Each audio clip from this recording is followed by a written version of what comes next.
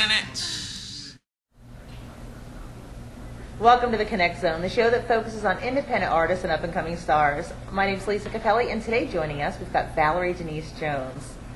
Valerie, what a pleasure to have you on the show today. Thank you for having me. Now, the interview actually today could last probably a 2-hour show. We've been sitting here talking for at least a half hour, 45 minutes. I just keep coming up with tons and tons of more questions that I want to ask you. Right. You got your start in the industry as a model.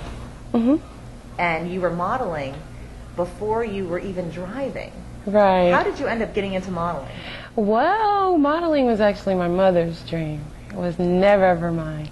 I enjoy it. That's why I continue to do it. But I don't like to take pictures, and because I don't know what they're looking at. So, how did I get into modeling? I was recruited. I called it drafted.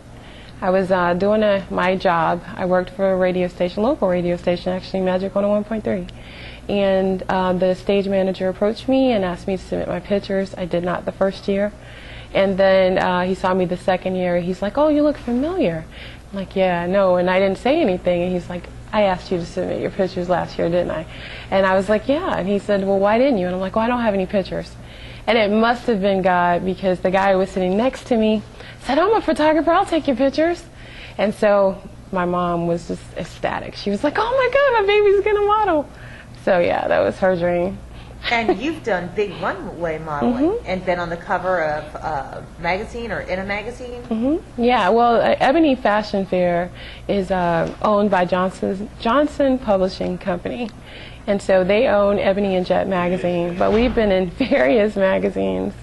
And yeah, I've been on the cover. I've been in captions, you name it. I've been in probably 27 different magazines, I think, up to date. And what do your friends say?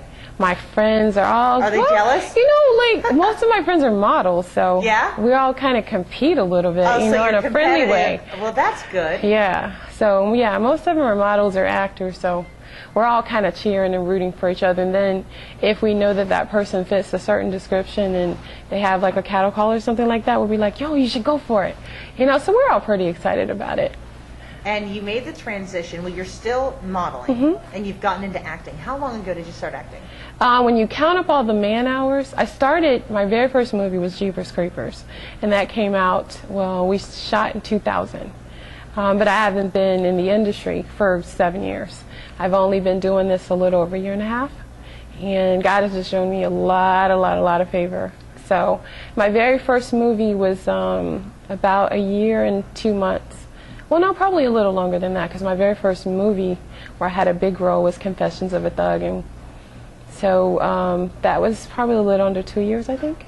And what made you decide to get into acting?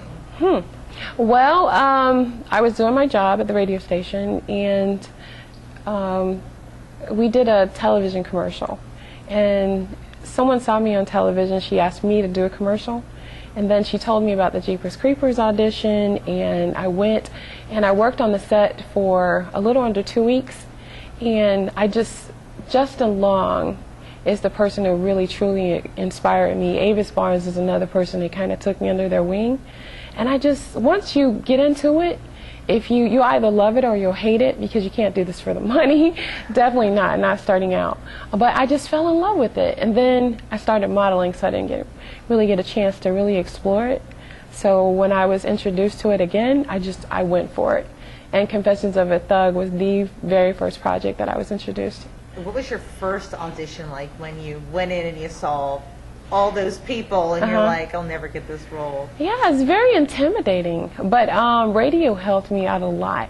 And the fact that I have a big mouth and I don't know how to shut up, I just went in and just gave it everything. I always give, whatever I do, I give 200%, but it was like, yeah, you're in this room filled with people who look exactly like you, and basically all you got to do, I guess you need to get in the zone and just kind of put it out of your mind that you're in a room filled with people who are probably just as talented or maybe even more. And it was nerve-wracking. You go before this board, and sometimes they will welcome you, and other times they won't. And they'll walk in and they'll go, "Okay, have a seat," and slate and go.